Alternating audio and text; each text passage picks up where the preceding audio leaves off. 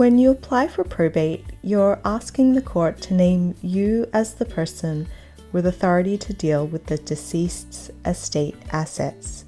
So it makes sense that part of the process involves describing all those assets in detail. You do this by completing a form called an Affidavit of Assets and Liabilities in Form P10 or P11 and filing it with the probate registry. The registry uses this form to calculate the probate fees you might have to pay. Here's what the form looks like. This first page asks you to provide some details about yourself and the deceased. I've filled this part out in advance, so you don't have to watch me type every detail in. At the bottom here, you'll also have to indicate what kind of grant you're applying for. So I'll select Grant of Probate from the drop-down menu. You'll see the next page has 3 parts. Part 1 is real property, basically real estate.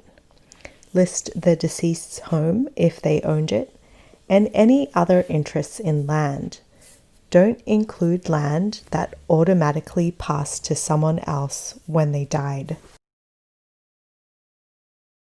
Part 2 is personal property. These are any assets that are not real estate. You list things like jewelry, furniture, valuable art, or any vehicle the deceased owned. You also need to list non-physical assets like bank accounts and other investments. Wherever possible, you should provide the market value of each asset. The asset should be valued as at the date of death and not at the time that you submit the probate application. You might need to get some assets appraised. At question 9, you type in the gross value of the estate. Do this by adding up the value of the assets in the previous 2 sections. Here we'll say 500,000 plus 100,000, so the total is 600,000. Part 3 is liabilities. List any debts or amounts that were owing at the date of death. You only need to list secured liabilities.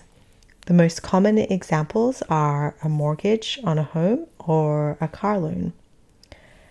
I'm going to write in nil here. We'll assume that the mortgage to the home has been paid off. After that, click the Preview and Sign button. And here's the document that's been generated for me. This is what it will look like when I print it to be filed with the registry. And I'll scroll down to the second page. Here you'll see that the assets and liabilities have now been compiled for me into a table. Now review your form and print it when ready. You'll need to sign the form in front of a lawyer, a notary, or a commissioner for taking affidavits.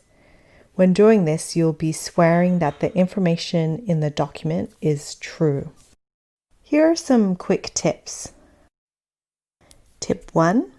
You generally don't list assets that are owned in joint tenancy. Common examples include a joint bank account or the family home that passed automatically to the deceased spouse. As well, you usually don't need to list assets that name a specific beneficiary, such as a life insurance policy or an RESP. There are some exceptions though.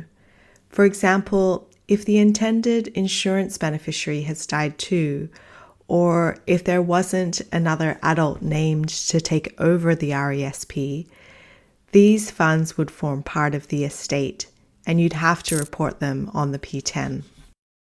Tip 2. You're cataloging the deceased assets. Imagine you're taking that snapshot on the day they died. Say the deceased died a year ago and the market value of their house has increased. You should write the value of the house then and not now. What if someone refuses to give me information? Someone holding the deceased's assets, such as a bank, may refuse to give you any information. If this happens, you can still go ahead and file all of the other application documents. Just leave out the Form P10 for now. At the same time, you can apply for authorization to obtain estate information using Form P18. If the court grants your request, third parties must give you information relating to the deceased's assets. For more on the probate process generally, visit our page Probating a Will at peopleslawschool.ca. We have a step-by-step guide on probating a will, more information on settling an estate, and some tips for making a successful probate application.